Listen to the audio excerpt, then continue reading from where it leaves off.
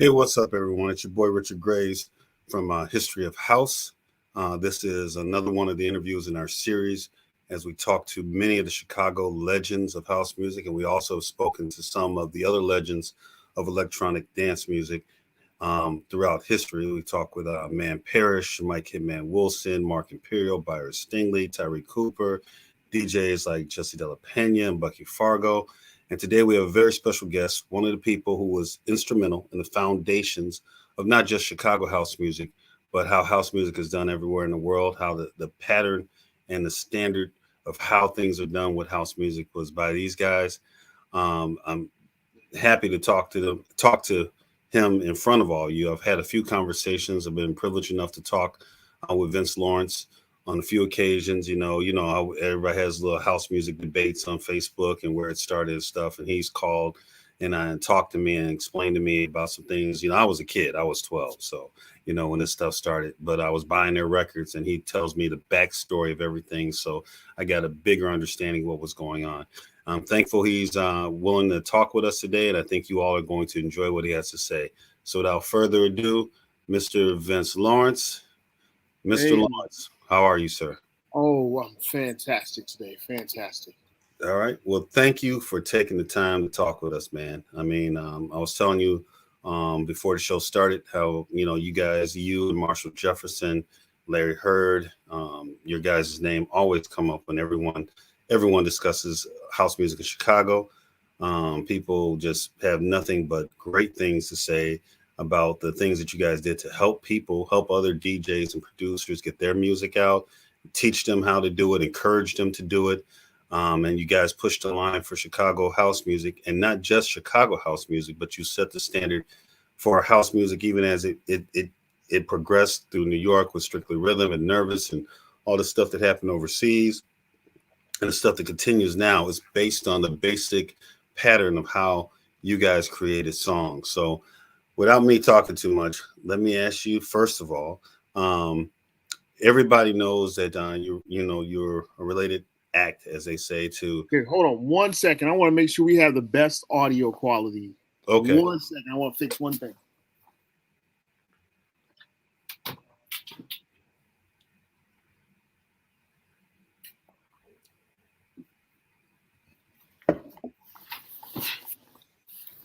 I just want to make sure it's quiet in our studio. Oh, no problem. No problem. Well, I don't know if you saw my interview with Hitman. My damn smoke alarm started going off. You see, the whole damn interview. I told Mike I'm gonna have to do another one with him because it literally just kept beeping. I was so angry. There was nobody else here, nobody to go do it. Yep. I was like, oh God, I can't move. So I just wanted to make sure that it was gonna be nice and quiet. So all right. Well, let's start out, Mr. Lawrence. Everyone knows who you are in Chicago. And pretty much anybody who knows house music knows who you are anywhere in the world. But can you tell us when it began for you, when you started doing music, and how you got into house music? Okay, so I would love to say, like, at the tender age of 3, I fancied upon my mother's piano, and it just took off from there. But that's not how it went down for me. I come from pretty humble beginnings. I'm a South Sider. I remember living in Roseland. Strangely enough, across the street from a guy who's now a pretty popular house music DJ here in Chicago, Paul Daniels. Okay. Mm-hmm. And it all started with Camp YMCA. And I don't know if you're old enough to remember Camp YMCA, but in every neighborhood, once a year during the summer, you'd have an opportunity to go to Camp YMCA, which was a proper, summer camp where you go away for 2 weeks of canoeing and this, that, and the other. And that time came around for our neighborhood. And I went to my dad and said, hey, I need money for Camp YMCA. Everybody's going to go away for 2 weeks. And my dad said, well, son, I can't afford to give you the money for Camp YMCA. So we're going to find something else for you to do for the 2 weeks that your friends are away. And one of my dad's friends was a man by the name of Eddie Thomas, and he's recently passed away, Eddie Thomas. But Eddie Thomas was an amazing person. He was the Tom in Tom Records. He was Curtis Mayfield's partner, and later on, Thomas and Associates was a promotion firm that helped break records at radio in this region. And Eddie was the president of the Dogs of War record pool, which was one of the first black record pools in America. And my dad turned to his buddy Eddie. He says, "What are we gonna do with Vince for these 2 weeks?" And Eddie said, "Vince has been sneaking up there watching old Captain Sky in rehearsal. I think he likes that band. Let's put him on the road with Captain Sky." Wow. And you'll have to Google Captain Sky and hit images so that you could see who this guy was, Captain Sky. Captain Sky had a hit record, Wonder Worm, and he had another record that was super big on the East Coast called Super Sperm. Oh my goodness! How old were you? I was 14. I was 14, and off on the road I go for 2 weeks with Captain Sky. And Captain Sky said to me, he says, "Look, you're gonna be on my bus. You're going to have to find something that you can do." And I told Captain Sky, I said, "I can do pyrotechnics." Mm-hmm. And I became their pyrotechnician. Wow. And 2 weeks on the road, Captain Sky did Soul Train and he did dates on the East Coast. And when I came back from that, I knew what I wanted to do then. I knew that I wanted to be in music. And I felt like I wanted to be the synthesizer guy because it was combining two things I loved, music and science. Okay. And that was really that. And I told my dad I wanted a synthesizer. And he said, "Well, you're going to have to get a job because synthesizers are expensive." And I was 14. I got a job as an Andy Frayne usher, taking people to their seats at concerts and ball games. Mm-hmm. And I thought it was pretty cool because, I was actually getting paid for doing something that I would have did for free. "Oh, I have to take you to your seat at the Michael Jackson. I have to take 10 or 15 people to their seat at the Michael Jackson concert. Then I get to watch the Michael Jackson concert." Wow. That was great. That was great for me at 14. Oh, yeah. Captain Sky. Captain Sky for everybody who wants to see him.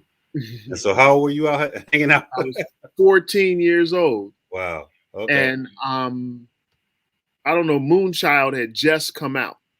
Mm-hmm. And I went on a road with these guys, and I came back. I got a job as an Andy Frayne usher.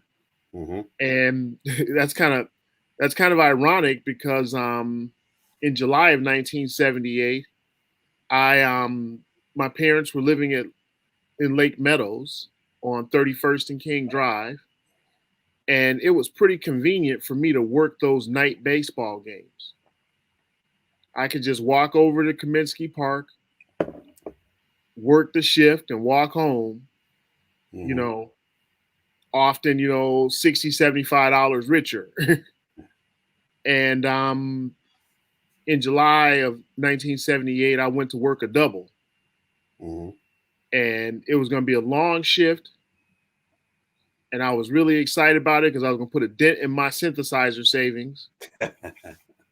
And it was interrupted by Steve Dahl's Disco Demolition. Oh, you were there for that? I was there. Oh, wow. Now, that was a point in history. Yeah, I was there. Tell us about that. Well, what's interesting about that is, I don't know, I've said this a few times. What I think was most telling about the situation was when I was stationed at the front gate, mm-hmm. taking tickets. I noticed that there were lots of records being brought because the deal was if you brought a disco record, you got in for 98 cents. Let me try to see. There it is. There's a better I'm not stuck under your logo. Thank you. I'm sorry. um, I got to figure out how to move that thing. I still haven't figured it out yet. oh, no worries. If you brought a disco records, you got into the ballpark for a double header for 98 cents. Wow. And, they were expecting, 15, 20,000 people. And apparently 70,000 people showed up. Mm. What I thought was peculiar at 14, even, was that a lot of the records that these people were bringing to get in for free were not disco records. And I asked my chief usher, I said, hey, those aren't disco records. I know disco records because my dad's friend runs the Dogs of War record pool, and I see disco records. I know what they look like. A lot of these records aren't disco records. Do I still let the people in? And the guy said, if they've got a record, let them in. So here come all of these Tyrone Davis records, all of these records on Motown, and Stevie Wonder records, and Marvin Gaye records.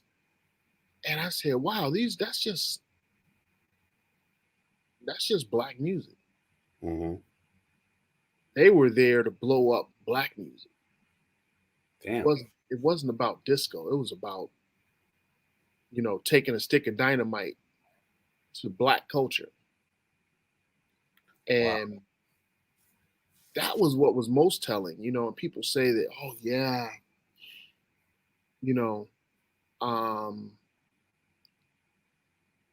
there might not have been racist undertones at that event. And the only thing I would say in response was I noticed that they were making a lot of mistakes about this black record or that black record not being a disco record. But they didn't have the Captain and Tennille. They weren't trying to blow up the Captain and Tennille. They weren't trying to blow up John Denver. They didn't make that mistake with those records. They didn't make that mistake on that side. Mm-hmm. So it felt like it was more than just disco. Another interesting thing was after being stationed at the gate, they sent me along. I was along the third baseline, in the boxes, taking people to their seats. And the whole thing, they blew up the records, and the whole thing erupted, and everybody ran on the field. And our supervisors told us to go to our locker rooms because it was unsafe. Oh, wow. I didn't realize that it was unsafe for a number of reasons. One, there was people being crazy. But two, we were in Bridgeport, and we were black teenagers. Oh, yeah, that is a dangerous situation, especially back then. And on my way back to the locker, a guy runs up to me and he says, disco sucks, disco sucks. He takes a 12-inch and he snaps it right in half, right almost in my face. Dang. And I felt that if I could open up my uniform shirt and show them that I had a Loop T-shirt on, that somehow that would serve as proof that I was part of their clique. Now, let me ask you a question, Mr. Lawrence. Obviously, I'm a little younger than you guys, and I remember the moment because my mom talking about it. How many black people were there? Because I keep hearing, I've as a historian, I've had this conversation with some people. How many black people were there burning or just blowing up or cracking disco records? Not many. I didn't see any. Wow. I didn't see any. Is it safe to say that there were black people there that worked there? Of course. There were groundskeepers for the stadium. There were the guys who sold hot dogs and beer, and us guys who were taking, showing people to their seats and stuff like that. But outside of the workers, I didn't see many black fans at all. Wow. So another question I have. Now, obviously, I have a theory. I As a DJ, I had this theory. Working security, I had this theory. When I would go to a party, and as a DJ, when you look out in the crowd, you kind of see where trouble's about to begin because you can see the faces of people that aren't happy. Everybody else is laughing and dancing and having a good time, but it's always some dude in the cut that is not happy.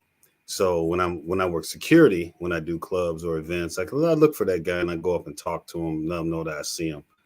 But my thing is, I call it the mad person at the party theory. And from what I gather, from what I remember about disco, I remember my mom having parties at the house, and she would go to the warehouse, and before that she'd go to New York to 54, and I'd hear all these stories about the places she'd went, and of course all the music was in the house, all the vinyl. But to me, disco was a time when you had people that liked to dance and they liked music, and it really transcended, Black culture. It transcended. White people started, Latinos, a lot of people, everybody liked disco. Saturday Night Fever came out. It was a big thing. It seems to me there was a contingent of folks that were the mad people at the party. They couldn't dance. They didn't want to dress a certain way. They were upset that, they felt their culture being swallowed in some way. Is that an accurate understanding that I have there, or is it a little skewed? That's what they say. Hold on one second. Mm-hmm. I'm in that interview on. I'm in the interview that I told you I had. I'll call you back. My wife. Oh, trust me, I know. So, I think that, yeah, there were mad people at the party. But more than that, there was a mad country at the party. Wow. And we have to remember 1978 is, a decade past 68, and in 64 the Civil Rights Act was passed. Wow. And I forget what year it was that they had to walk that girl to school. Yeah. To desegregate the schools. But it was sometime after 64. And, basically 5 minutes after the civil rights movement, they were still, we had just finished staging the protests at lunch counters at Woolworths all over the country. Mm-hmm. We had just had the milk boy in Chicago, the milk boycott, where Black people stopped drinking milk, so that Black people could get hired at the milk factories. In 1978, it was kind of okay for people that we might be friends with now, mm-hmm, to just be a bit racist. Yeah, and I'm looking at some of the Southern universities. Their desegregation was in the some of that was in the 60s. Some of the high school stuff was prior to that, but yeah, it wasn't that far before. We weren't that far removed from any of that. And that's so in 1978 in Chicago, they had clubs that you weren't getting in this club if you were Black. Wow. And they had neighborhoods that you sure as heck weren't supposed to be in after dark. Bridgeport was a sundown town. The neighborhood of Bridgeport was a sundown town for Black people in 1978, and that was just the norm. Wow. And that's typified by the fact that the next day, disco demolition was on national news. Mm-hmm. It was on the news that night. Mm-hmm. But what's telling for me is that the news stories were about Kaminsky Park, the baseball game the second baseball game being canceled, and the amount of damage that was done to the turf by these people. Mm-hmm. The news was not about the denigration of a culture. the news was not about a book burning that happened, where black people's pleasure, where the art of black people, hardworking black and Latino and gay people, was being destroyed in public. It was not about any of that. It was just about like, yo, we fucked up the grass. So Wow. that's what's telling about Disco Demolition for me, is the fact that nobody cared about the fact that they were fucking up, that they were, killing people's culture. They only cared about the fact that the baseball game got canceled and the turf got tore up.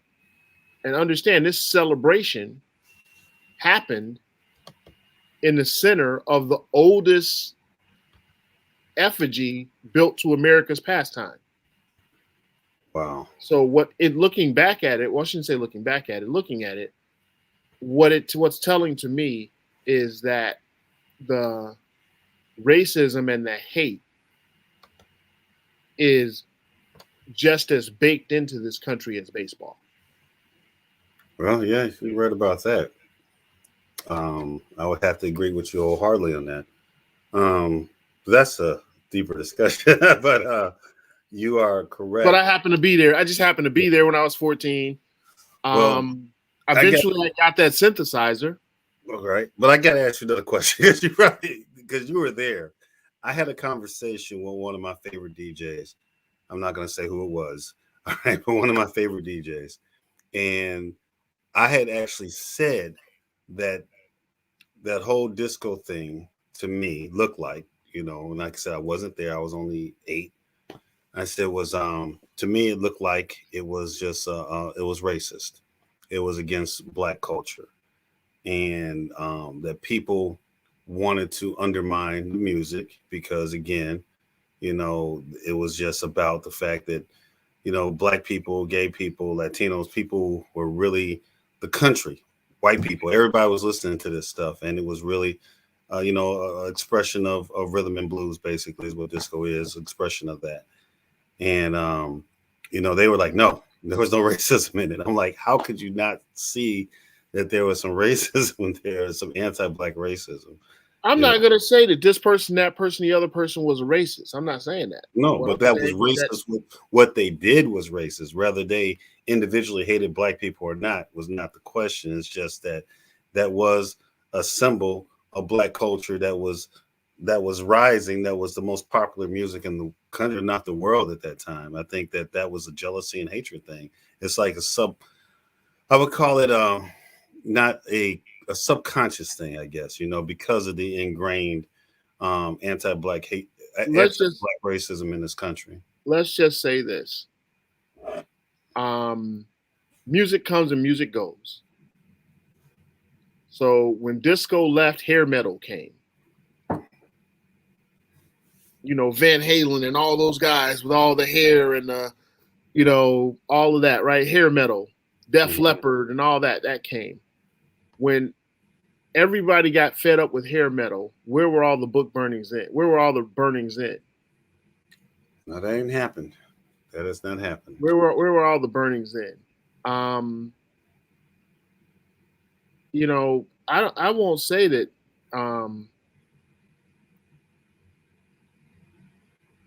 that one individual or another individual is racist. You can't tell what's in somebody's heart until they tell you. Right. But I can say that everybody who was there was there. And they know whether or not they were there. And I can say that, destroying somebody's culture, that's not cool. I can say that. And I can say that racism at the time was still pretty much normal. Well, in Chicago, for people to have people to have a discounted view of black citizens, that was normal. We were just we hadn't stopped redlining in Chicago. There were still whites only neighborhoods and stuff like that in 1978. So we can't say that racism didn't exist at that event where black records that weren't disco were being burned and destroyed in a neighborhood where you shouldn't be where it was widely known that you shouldn't be in that neighborhood after dark if you were black. Mm-hmm. And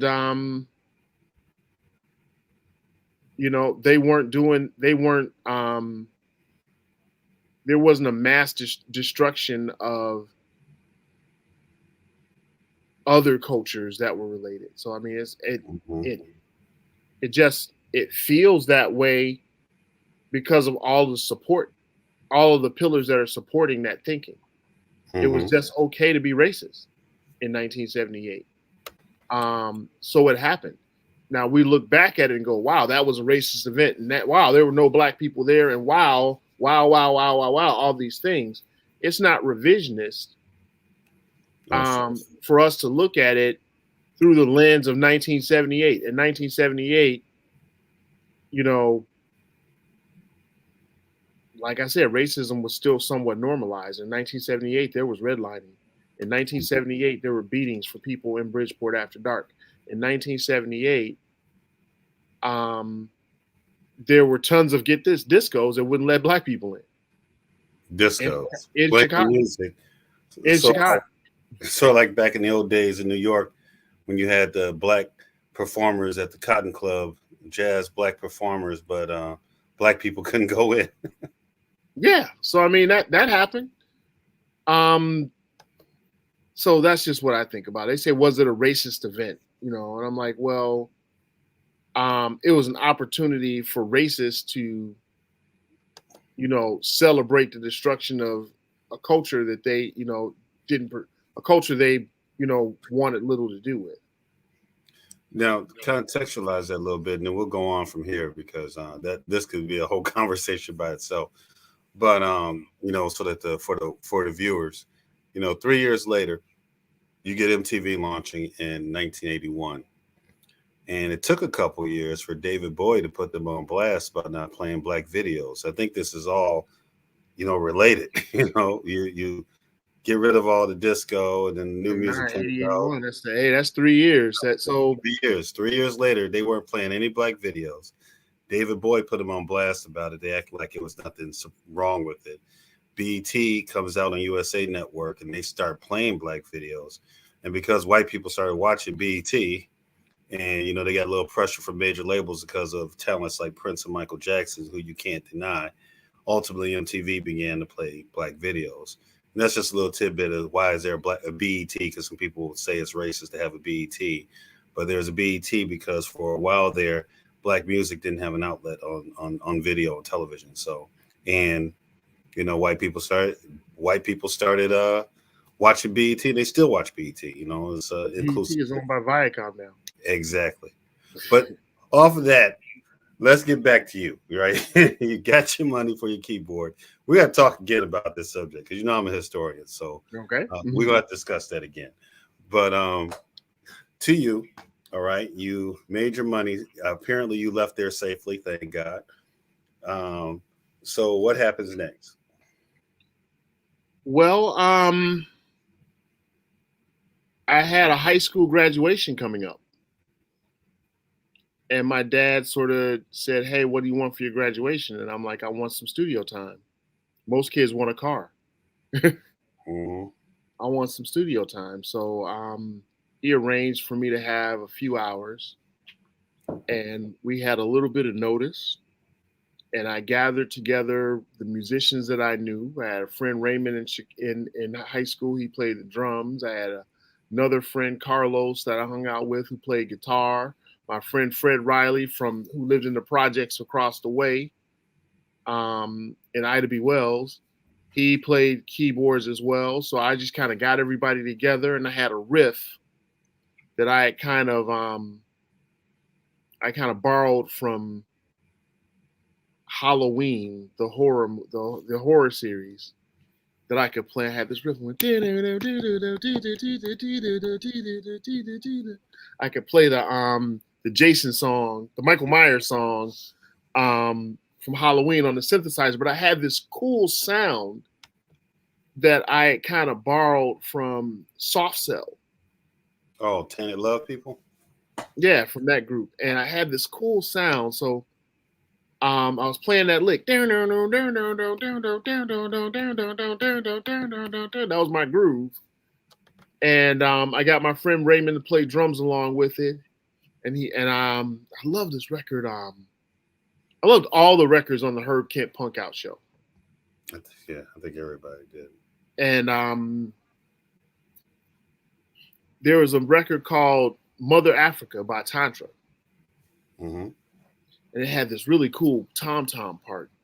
So I had Raymond kind of cop that kind of groove. So we had this. That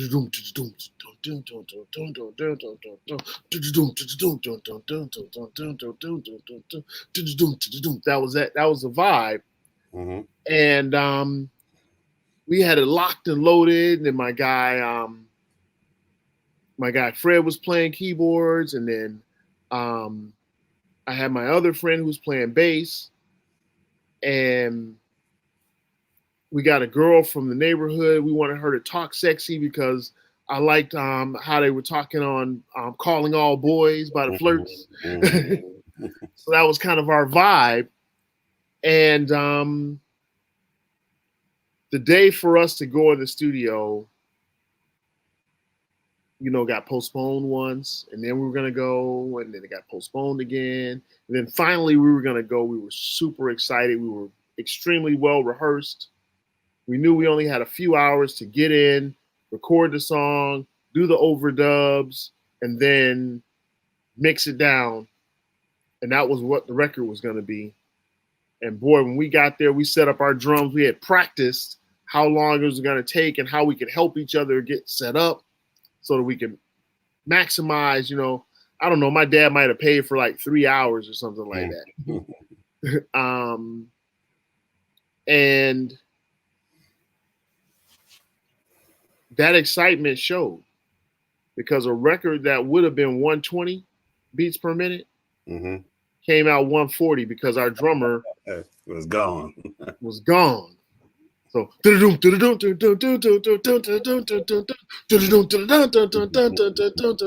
and that's amazing how like a disco record or a dance record becomes a new wave record just based on the tempo. Of course. So this record comes out, Fast Cars, and my dad got it on GCI. And I got a couple friends of mine to play it at the Rink Zone and places like that. And I was off to the races. I was taking my record around. I knew that, I got it serviced in the Dogs of War record pool. And, wow. I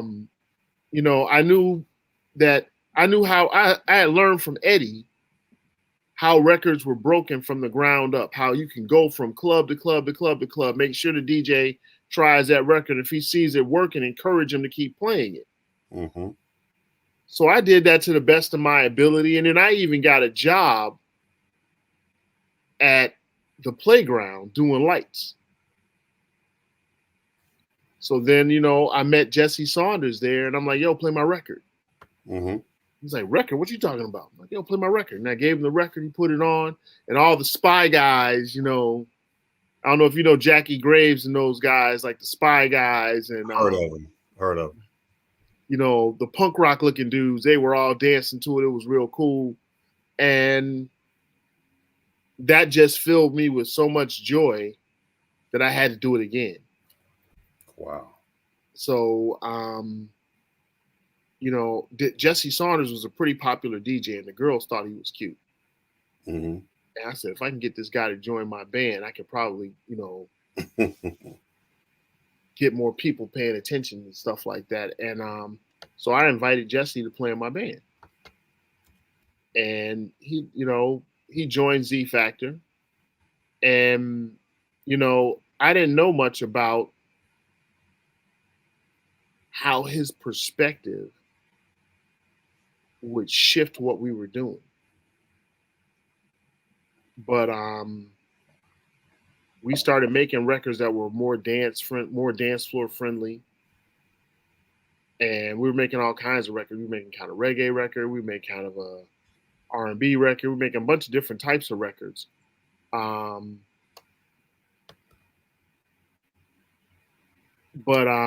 I guess the next turning point was our drummer Cordell not showing up to practice. And we were practicing in my mom's garage on 103rd and Prospect, right next door to the park, right near Beverly Bank at the time. Mm-hmm.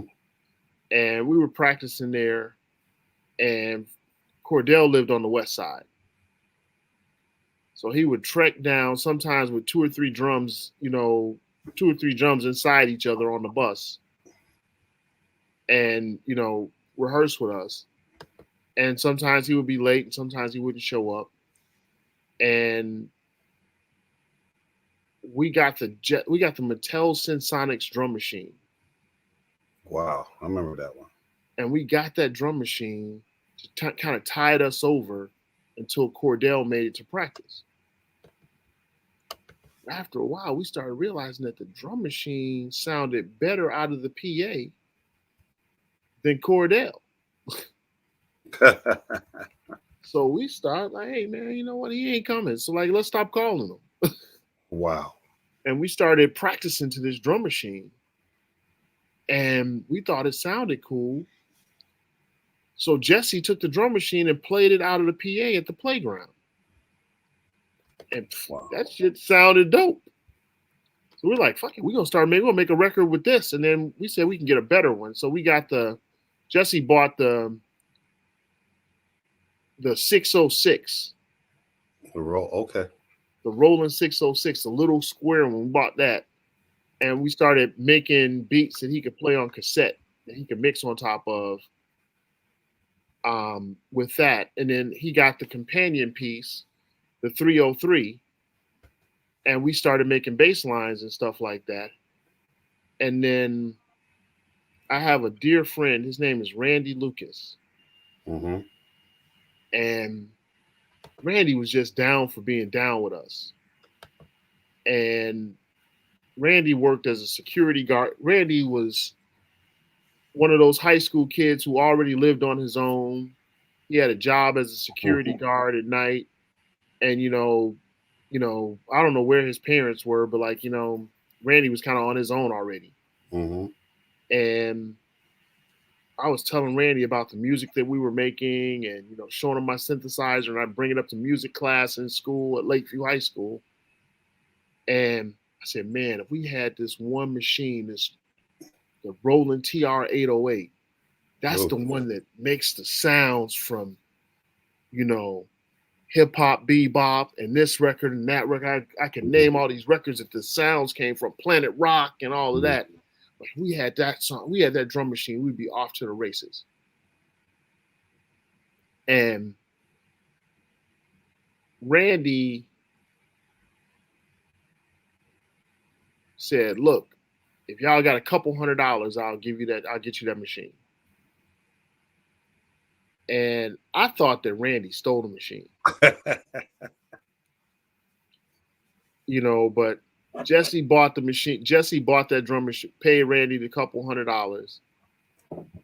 And Randy went and took the rest of the money from his pocket and bought that drum machine and gave it to us. Damn. And he's just a really nice guy, Randy Lucas.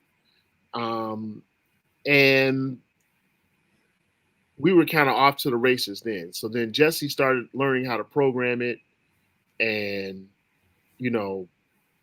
he started making beats, and he had this idea to make this record that sounded like this other record that he was always playing. Doom, doom, doom, doom, doom, doom, doom, doom, doom. And, the idea was we had this lyric that was like, back to the Flirts, Calling All Boys. Chains are all around me as far as I can see. My dreams are the only thing set me free. Desire is a force that reaches for the sky. If I can't have my fantasy, I might as well die. And things that I see and the way it could be. It was like Calling All Boys. Mm-hmm. And I'm like, Dad, you got to get us back in the studio. You got all these songs. He said, well, what's going to happen? I'm like, we got to get a singer, though. And my dad knew this guy who lived in his condo building named Louis Pitsley. Mm-hmm. And Louis Pitsley had a clothing store called the House of Louis. And that's how they would describe it on the TV ads that he had on TV. Mm-hmm. You know, they sold designer jeans at the House of Louis. And he had a store, a jean store in Old Town. And my dad knew Louis, and Louis had this friend that was a lawyer, J.B. Ross, and J.B. Ross, Mm-hmm. J.B. Ross represented this girl, Screaming Rachel, and she had a band. She had a rock band, and we were like, "Cool." She had really cool hair, and she had all the leather jackets like Michael Jackson, and she looked real punk rock and stuff. We're like, "Okay, well, cool. We'll get her to sing." My dad hired her to sing this record. She didn't really sing like Calling All Boys. And back then, they didn't have turntables just sitting in the studio. So it wasn't like we could play her the record and say, sing it like this. Mm-hmm. So she kind of sang it her style. And, we made the record. We were really excited about it. And that was that. And let me ask you. Jesse started playing that record at the playground, and it was going down. Oh, I know. So let me ask you a question. So Fantasy, now Discogs is saying that Fantasy was 1984. Is that correct? That's about right. All right, because I remember how I ended up I was a breakdancer at that time.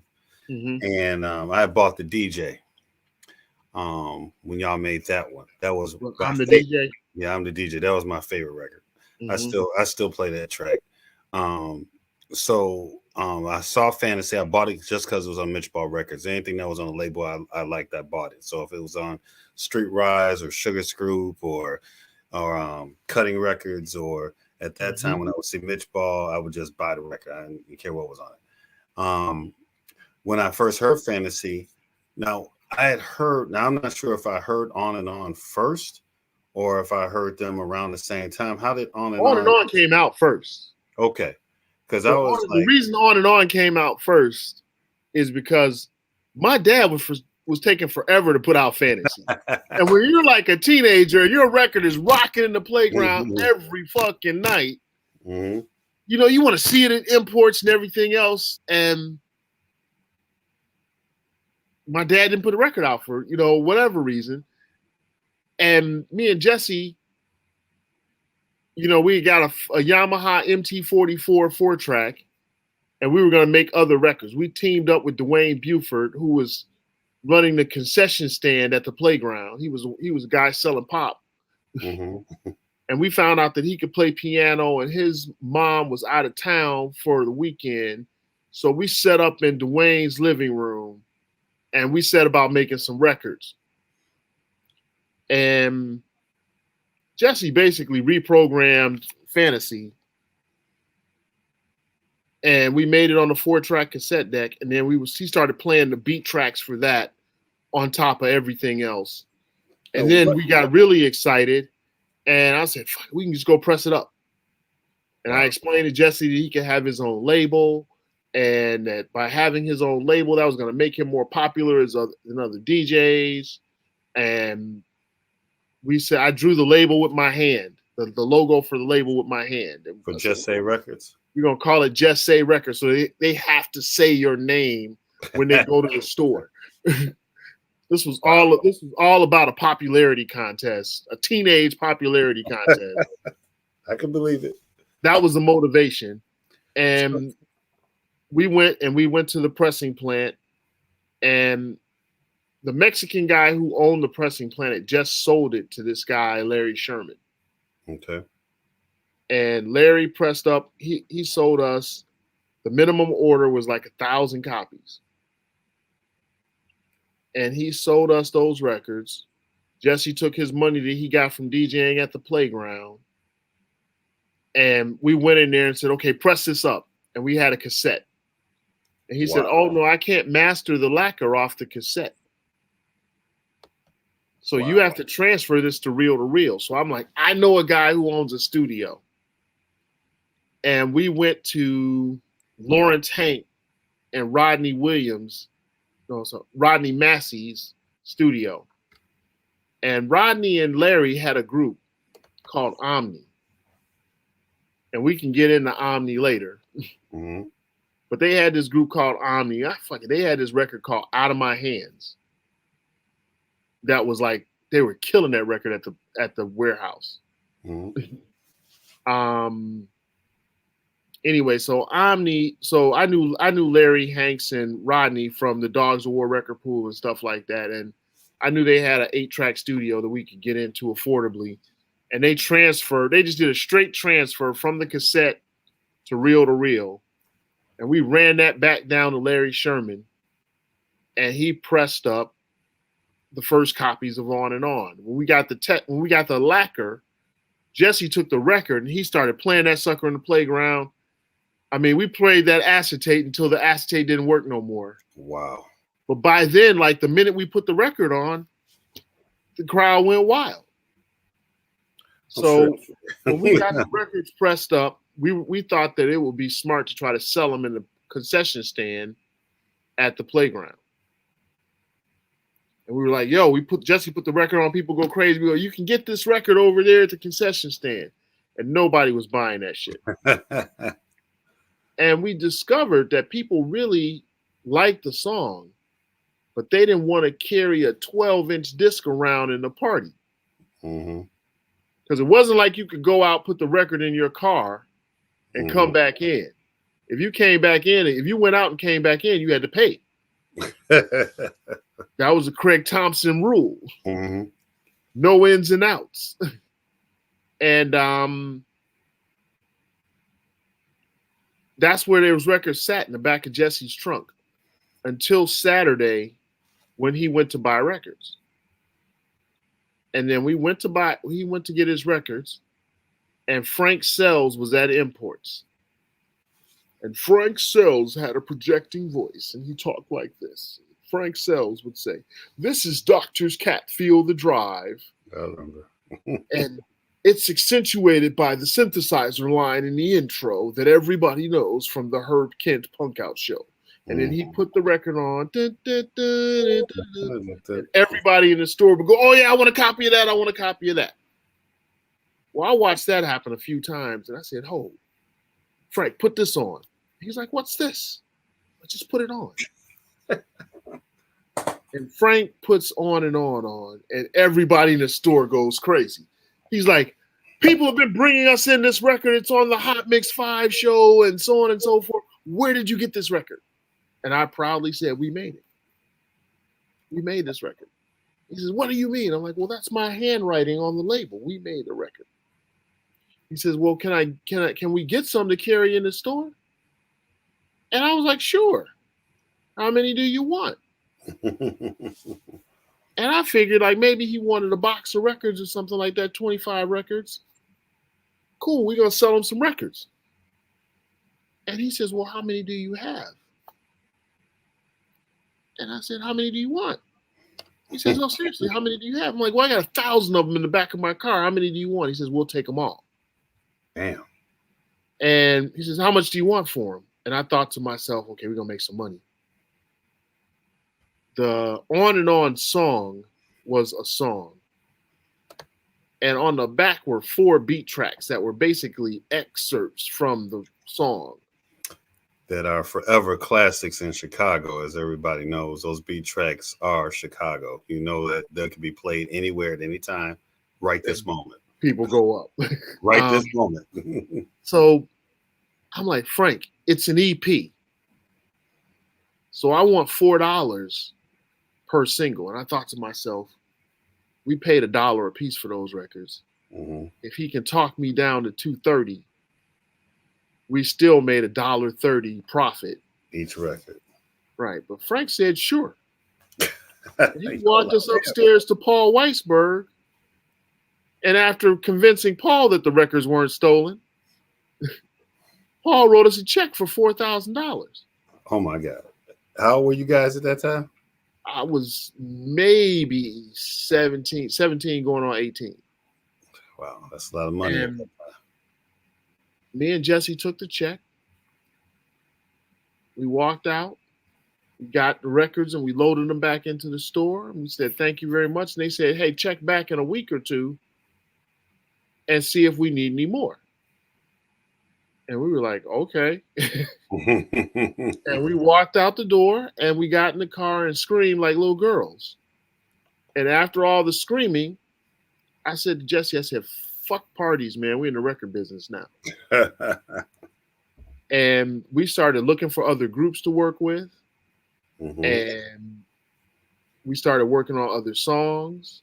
And we started taking our records to clubs everywhere and record stores everywhere. So we would do the records. We would visit record stores in the daytime and show the owners what we had. And we would go to the clubs that we could get in at night to get DJs to play it, because we knew the more they were playing them, the more we would sell. And that's how it all started. Wow, man. So, like I said, I remember on and on. And then, like, I don't know, a month or two later, my dad put Fantasy out. And same thing, it got, Farley, and Farley was playing at the playground, so he would play anything we made. And we, took the records to the clubs, and the kids would dance to them. And I had everything mapped out like a paper route. We knew which one we were working a big circle all the way around the city. And then on different days, we would go to the different parts of the suburbs. Wow, man. I got to ask, okay, so with On and On, and I'm sure you've seen this debate had. I've had the debate. I've seen it been had. People, of course, which was the first house record? Was it this one? Was it this one? Was it that one? Now, a lot of people will point to On and On being the first house record. I've heard some people debate that you guys weren't trying to make house music, but from everything you're telling me, stuff's being played at the playground. It's being played. We were making records to play at those parties. Yeah, so that's house music. I mean, that's what it is. I mean, you can tell me if I'm wrong, because again, I was buying the records. I wasn't making them at that time. I had just started DJing them because I stopped breakdancing because I like mixing. So when I bought On and On, and when I played it, first of all, the beat tracks were just bananas. So I loved all the tracks on there because at the time I had like 4 records. So the beat tracks were good for me to go between. So I played every one of the beat tracks. But the thing is, from what you're telling me, from what I understand about house music, that is house music. If the Hot Mix 5 was played on the air, which they were, if it were being played in the clubs in Chicago at that time in '84, it's those teen clubs. Mm-hmm.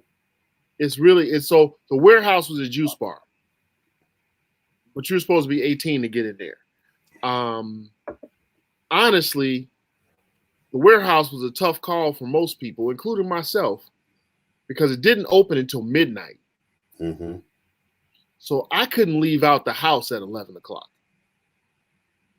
Talking about 12 o'clock, talking about I'm going to the party at midnight. I couldn't do that.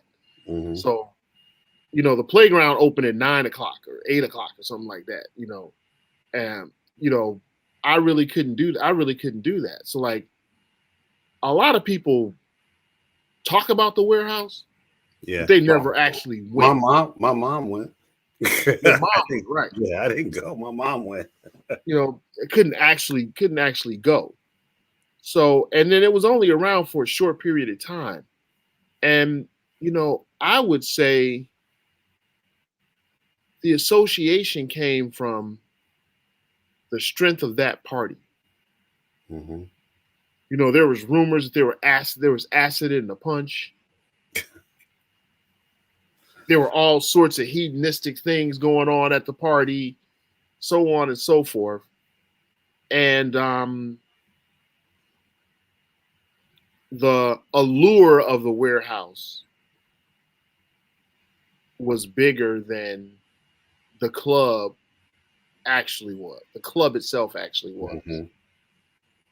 So people were telling everybody to play music like they play at the house. But the music that they played at the house was the music that you could buy at Imports, etc., that they were playing on Herb Kent's Punk Out show, which was sponsored by Imports, etc.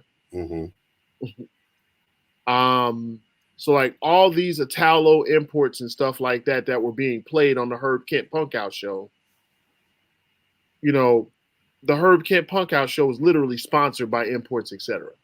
So that's where I got addicted to all the Love and Musics and MBO themes and Right, going out exactly. making my mama buy me these records, and I had them and didn't even know what to do with them because I wasn't mixing yet. I just had them to listen to them. So we had all these. So I mean, we were trying to make music to satisfy the crowds that were coming to our parties, Mm-hmm. and that was the vibe. You know, from First Impressions to the Playground to the Loft to the Mansion to the Hyde Park Racquetball Club. You know, I threw that first Izod Fest party Mm-hmm. back in the day, where if you were wearing some Izod stuff, which basically means if you were one of those Hyde Park preppy kids or from Mendel or something like that, you got in for $5, and if you didn't, it was 15. The They didn't keep my eyes out then. No, the idea was to keep the bad kids out. Did it work? Absolutely. The first pricing out the hood. Right, yeah, that's what we. You got to price them out, man. Huh? You got to price them out. You said, hey, if you got an Izod, you get in for $5. If you don't, 15. That was smart. You know, so I don't know. I guess I had been doing marketing even before I knew what marketing was. Yeah. So we were trying to make this music to satisfy these parties. And when people talk about who came first, this, that, the other, you know,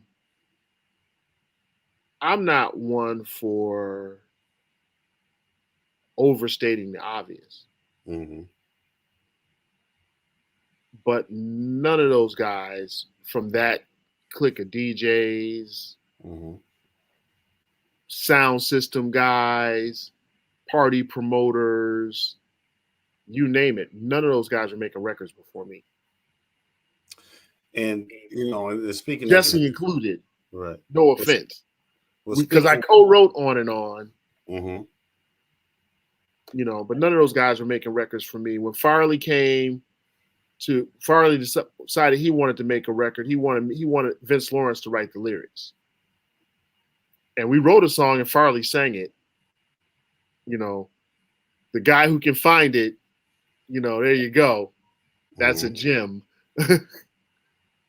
Farley, Funk and Keith, Let Your Love Take Me Higher. Wow. And you know the story about that, right? No, I don't know the story about that one. Okay, so Farley was when we Farley got was playing on drums. Farley was in the Hot Mix. I helped him make Funkin' with the Drums. Farley was in the Hot Mix 5. And before Funkin' with the Drums, no, it might have been after Funkin' with the Drums, but Farley came to us and said, look, you guys have to make me a record. And we're like, what do you mean? He says, look, if you don't make me a song, I'm going to stop playing yours. So we said, okay. And we went in the studio, and Farley had this cassette tape that he had, and he played us this cassette tape. It was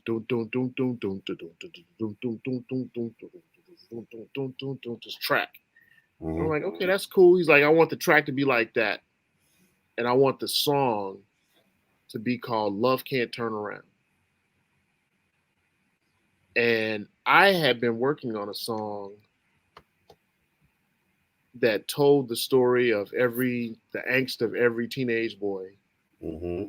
You know, the fact that girls that wouldn't date you or put you in the friend zone, that's what they call it now, right?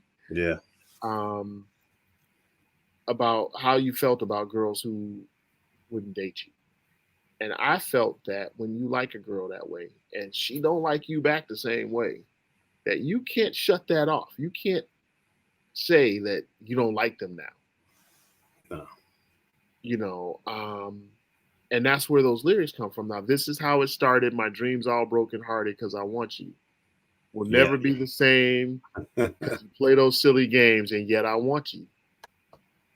Now, in my secret vision, forget about decision, girl. I need you. I gotta have you near me. I wonder, can you hear me, girl? I love you, and love can't turn around. Wow. You Maybe know, that's why the song resonated with all of us. I was in high school. I had a crush on a girl whose name I won't mention, but that's how it Mhm. felt. You know, Yeah, that because was love can't turn around. no. So now, And that song, and that song. There was a song before that. Mhm. Same story. Looking through a fog inside my mind. Yep, Oh, is it real? No, it's real. love. Real love. You Wanting to wrote, be near you all the time. Oh, is it real? No, it's love. Real love. real love. So Things did are you always wrote that different too? yet the same. Huh? You wrote real love also? Yeah. I wrote Because Real Love, Funk You Up. I wrote Undercover for Dr. Derelict. damn. Funk I You have Up. all those records. Funk You Up, Come to Me Undercover. by Gwendolyn. Now, Come to Me by Gwendolyn. I have to talk about that one because all my homies gonna make me talk about that one. We were still in that little zone of b-boying, man, when that bad boy came out. God, the- yeah, man. To this day, the vocal version, the instrumental version, either way it go, we still love that song, man. Well, you guys just did so much stuff. There were so many powerful and just great songs that are just, I mean, they're just songs we love. We Now, were Love just Can't trying Turn to Around. we were I just got trying to make records for the party. I got to ask you one question about Love Can't Turn Around, and not trying to start any controversy, but a lot of people are gonna ask about this, are asking me in these little private comments. All right, Steve Hurley and I Mhm. Can't Turn Around, and Farley and Love Can't Turn Around. I heard there was some tension between those Farley two says records. Farley has admitted that he stole the idea from Steve. Mm, I didn't know that. Um, and even knowing it back then, Farley's threatening to cut me off, but we tried to make the best record we could make, and they were like, "Who's gonna sing it?" Well, we had tried to Farley sing his own record with "Let Your Love Take Me Higher," and that wasn't doesn't working work out. too well. So they said, we got to find a singer, and we didn't want to cannibalize the Jesse Saunders sales by having him sing another record because we had Real Love out at the time. So I said, I've got this singer that I just did a record with on Ray Barney's label. Mhm. We did this record called Climax. And this guy was reportedly the Cowardly Lion in Chicago's off-Broadway version of The Wiz that was playing at the Schubert Theater. Wow.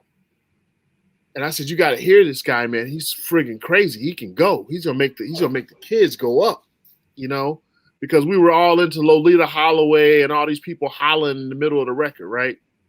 Mm-hmm. And I said, well, I got somebody who can do that. And I brought this guy Daryl Pandy down to the studio. Wow. And these guys were like, but he's gay. I'm like, yeah, he's They said that? yeah. They were like, they weren't hanging. Remember, this is what did you say, 83, 84, or something like that? Yeah, 85, 85, 85. 85. When did Eddie Murphy Delirious come out? Right. But I mean, everybody knew Jamie and Frankie and Ron. I mean, Yeah, but we were all straight kids and they were all gay. well, yeah, they were, but I And guess. that was, and I was friends. I might have become, I think I had become friends with Jermaine Stewart by then. Okay. So like, I didn't care, I I knew didn't a care lot of about, gay dudes back then. I didn't care about that. Mm-hmm. But here are these macho guys, Farley and Jesse in the studio. I'm like, yeah, boy, but watch him sing. Watch him sing. Shoot. And he tore that record a new asshole in like 2 takes. I could imagine. And that was really that. We mixed the record and it took off like gangbusters. Producer question.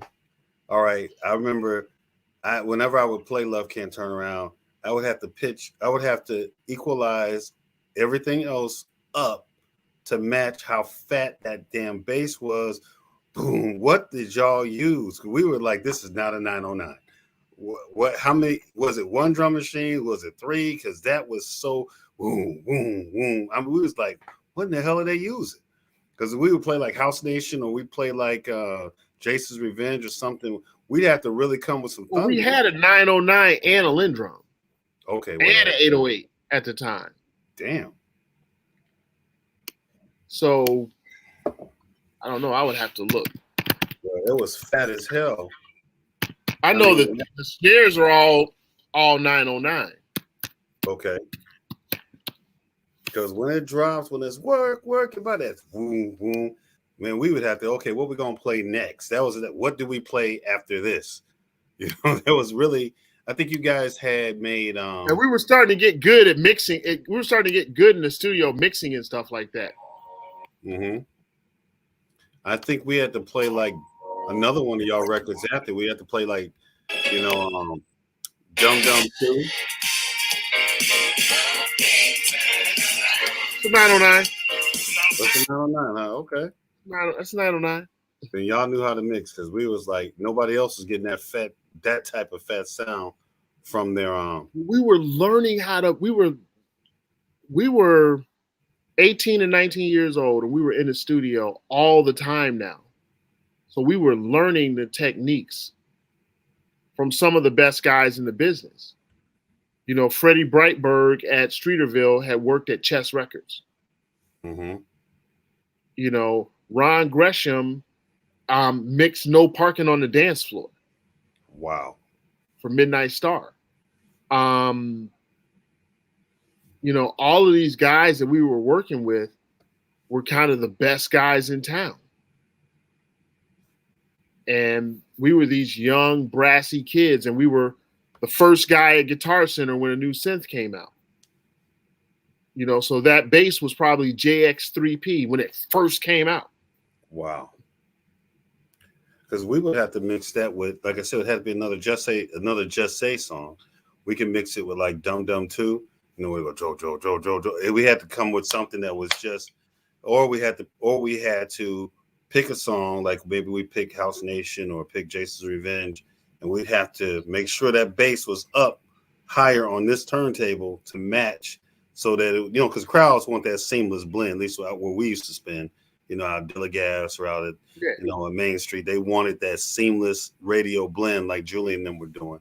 So man, we'd be like, God damn, I want to play. Everybody, we had to play the song. We had to play Love Can't Turn Around. Everybody wanted to hear it. We're like, damn, what are we gonna play after? It's one of those songs that you can mix yourself into. You don't want to mix yourself into a corner. Yeah, be mad. Like, what do I play?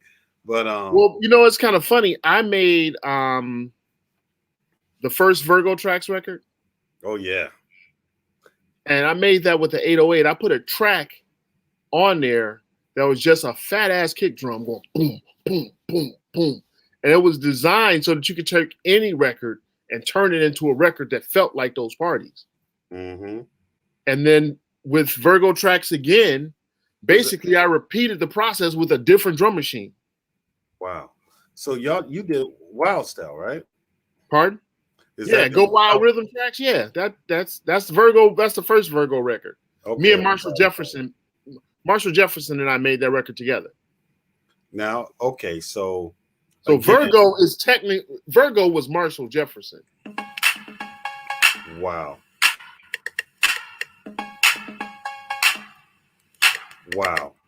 So you guys made all the basic tracks that we would play. The only one y'all didn't make was either Mix Your Own Stars and Faces Drums. Everything else we didn't make those. But every other track that we played, every other standard Chicago track. I mean, you got Virgo. You know, I helped Farley make Funkin' with the Drums. And Funkin' with the Drums, of course. Wow. And now, you guys use a Linn drum on Farley's Funkin' with the Drums, right? Yes, a Linn drum and a Sonic Mirage. Wow. So again, I'm not trying to beat a dead horse, but god dang, bro, y'all made some the foundational hits of Chicago. The foundational. I mean, for us young DJs, when we didn't have. What's funny is, okay, so Chippy borrowed my drum machine to make Like This. Okay. So that's a funny story. Hold on. So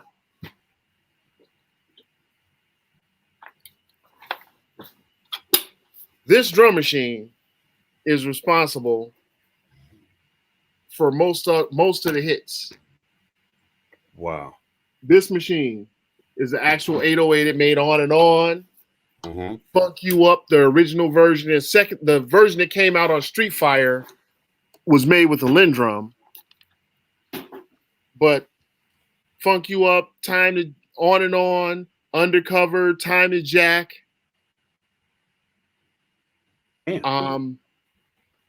Virgo tracks, all those records were made with the same drum machine.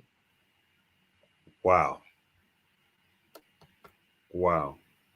Now, if you want to really, really, really extend that story, there's a bunch of industrial records like Die Warsaw Symphony and stuff like that, you know, that were made with the same drum machine as well. And well, and also Prince used that Lindrum, didn't he? And Ready for the World. No, I'm saying physically the same machine. Oh, physically that machine. Okay. I'm saying that machine. Literally, they borrowed that drum machine. Right. Wow. Wow. Now that's a story we don't hear too often. Right. So Chip E borrowed that machine from me. You know, there's stories that he loaned it to people while he had it. Now let me give everybody a little bit so they know what we're talking about when I say Chicago classics. All right. Everybody in Chicago, you can still play that song anywhere in Chicago, period. Yeah. So one of them. So yeah, so I mean, that's what we did. We made these records and it was almost like a sport. Wow. Us kids making more popular, each kid making a record, going, his record was going to be more popular at the party than the other kid. And this was mostly when a lot of kids were trying to figure out, you know, which end of the spatula they were using at their job at McDonald's. McDonald's, yeah. Or trying to figure out, we was just trying to figure out how to blend the record y'all was making. Make sure we was on beat at the party. So, I mean, I think that it's a great testament to the Black entrepreneurial spirit. Mm-hmm. Because there's a whole culture that arose from making these records to play at these parties. The records were never meant to be heard on the radio. Mm-hmm. So they weren't the greatest. It was not the greatest fidelity. You know, it wasn't about the depth of the mix or anything like that. It was really about just rocking that party. Mm-hmm.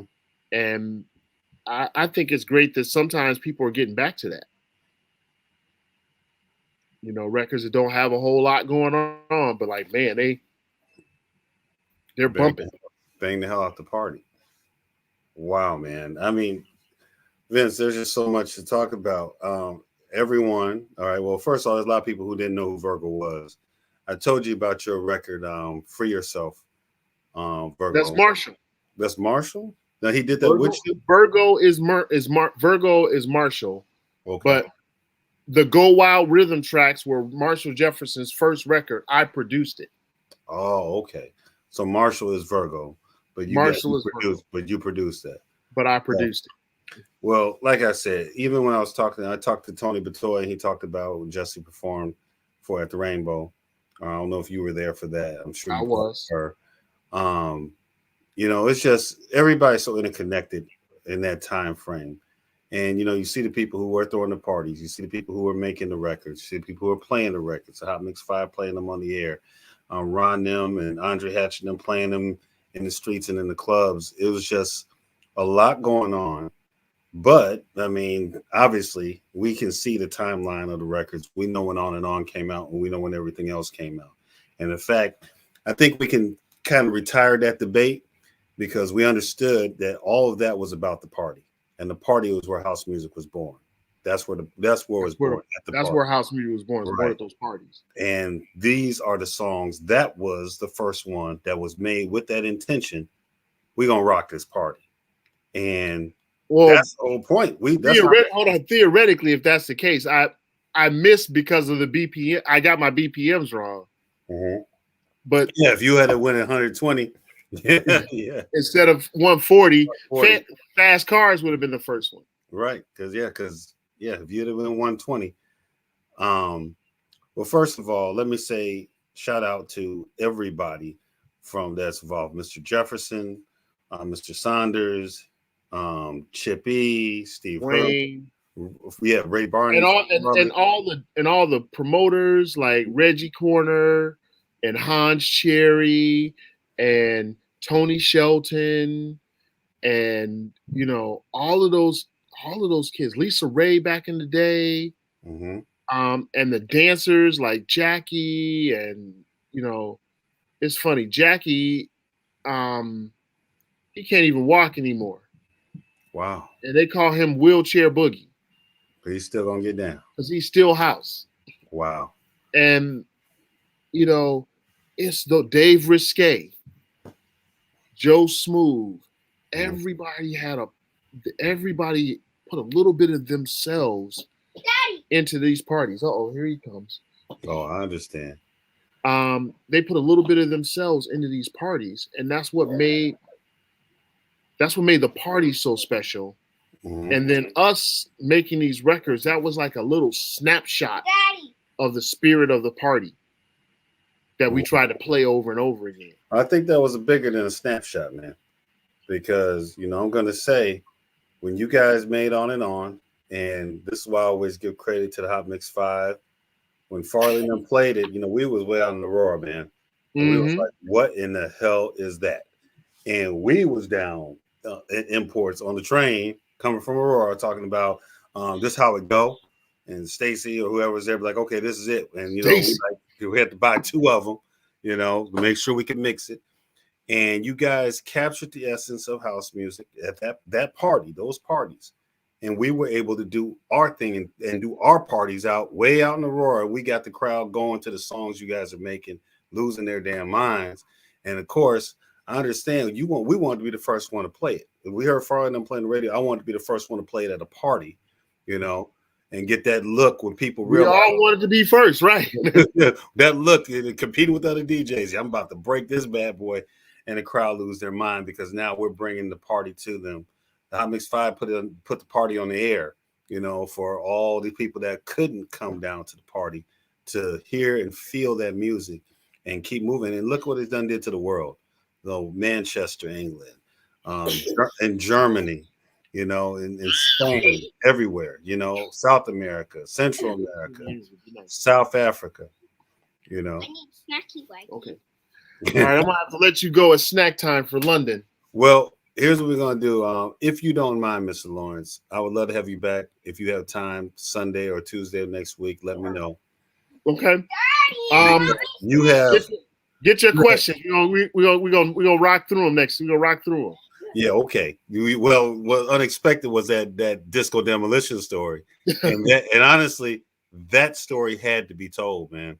It really did, because you being there. It puts it in a whole different light from what everybody was saying.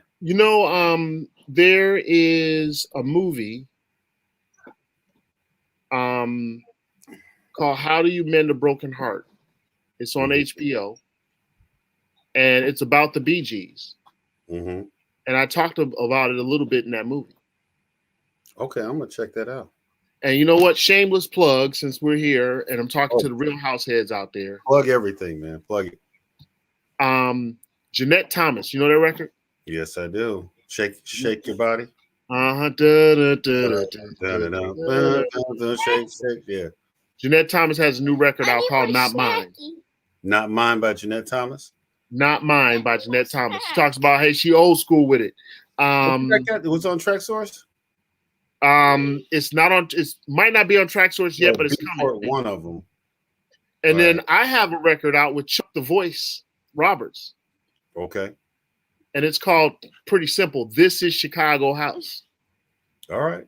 And Chuck and I explore, everybody's talking about where house came from and the spirit of house music will never die. And there's a house nation, but nobody's really talked about what it means to be house.